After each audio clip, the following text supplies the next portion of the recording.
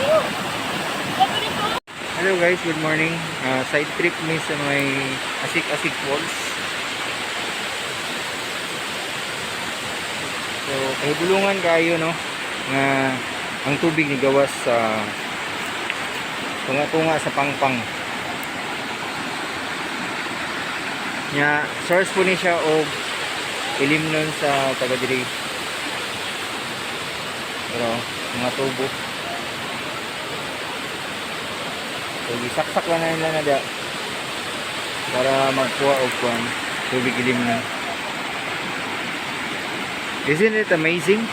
Hindi kayo siya kuan dagko nga falls like sa Asik-Asik talaga sa no dito as in mas super taas kayo. Kanin na lang sa mga 20 feet